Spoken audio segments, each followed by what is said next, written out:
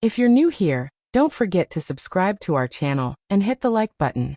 Your support helps us share more powerful, real-life stories that deserve to be heard all the way through. Today's story is not easy to tell.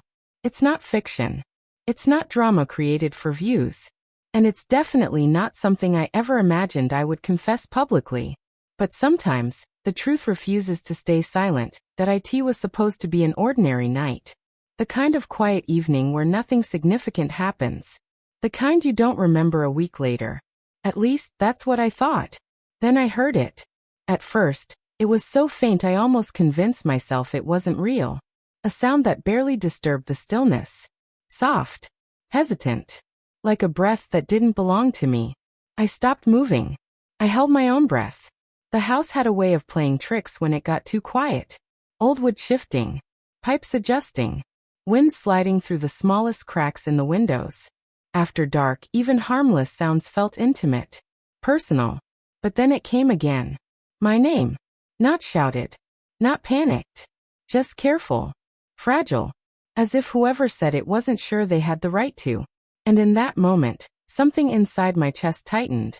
Fear doesn't always crash into you like thunder. Sometimes it arrives quietly. Like a slow closing door. Like your body going still before your mind understands why. The voice returned, softer this time. Not just calling. Asking. Almost pleading. And that was when everything shifted. The comfort of routine, the predictable rhythm of my life, dissolved into something colder. Something uncertain. My heart started racing, but I didn't know what I was afraid of yet. My body moved before my thoughts caught up.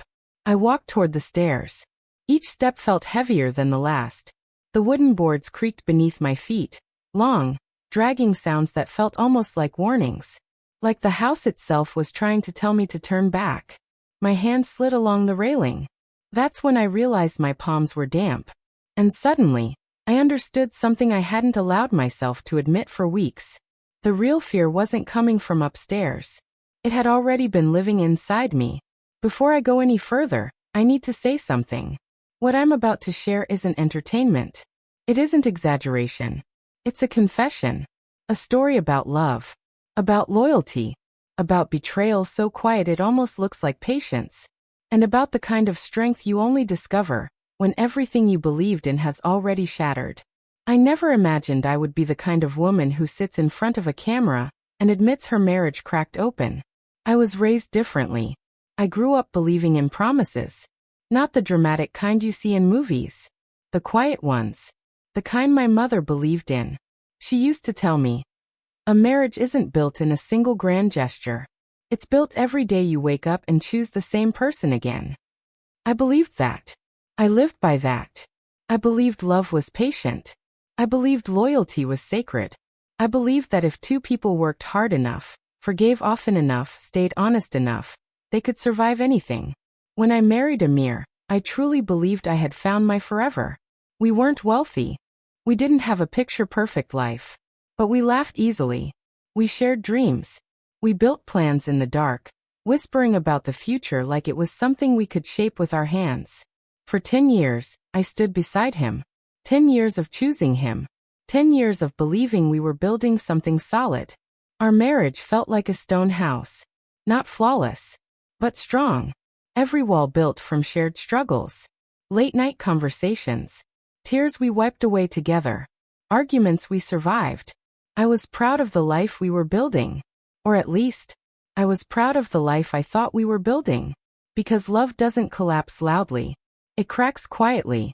And sometimes, all it takes is one whisper for the foundation to fall apart. It started on a Tuesday. Nothing dramatic. No storm. No shouting. Just a regular morning split cleanly into two halves. Before. And after. Amir had been different lately. Quieter. Distracted. More distant. I told myself it was work. He managed logistics for a trading company. Long hours, constant calls, endless meetings that stretched into the night. He'd come home exhausted. Eat silently. Fall asleep before I could ask about his day. I didn't question him. Because trust meant privacy to me. And I trusted him completely. That morning, he was in the shower when his phone buzzed on the nightstand. I ignored it. It buzzed again. Still I ignored it. Then the screen lit up. A name I didn't recognize. Samira. My heart paused, not racing, not panicking. Just hesitating. Maybe a coworker. Maybe a client. Then another message appeared on the screen. Last night was amazing. I miss you already. The room didn't spin. It didn't explode into chaos. It just went silent. The sound of the shower blurred into the background. My hands began to shake. I could hear my heartbeat louder than the running water. I didn't open the message. Something stopped me. Maybe pride. Maybe denial. Maybe the last fragile piece of hope I had left. When Amir walked out of the bathroom, I smiled. I handed him his phone. I kissed his cheek. I wished him a good day. He left the house believing everything was normal. The moment the door closed behind him, something inside me collapsed. That day, I moved through my home like a ghost. I cooked lunch. I watered the plants. I called my sister and talked about nothing important, just to hear my own voice sound steady.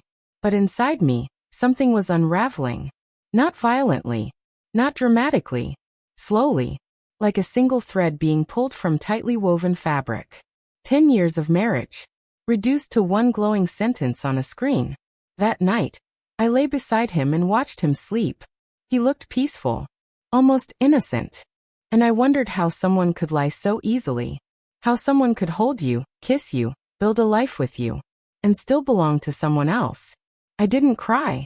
The pain was too deep for tears. Instead, I memorized the face of the stranger sleeping next to me. Because the man I married would never have written those messages.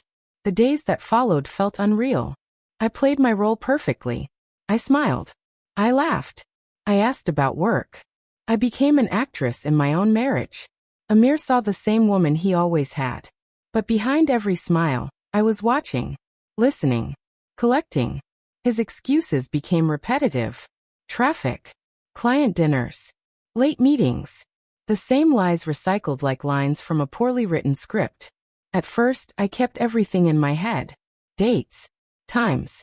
Patterns. Then I started writing things down. Not because I wanted proof, but because once you see the edges of a puzzle, you can't pretend they're not there. And one night, curiosity defeated fear. I borrowed my cousin's car.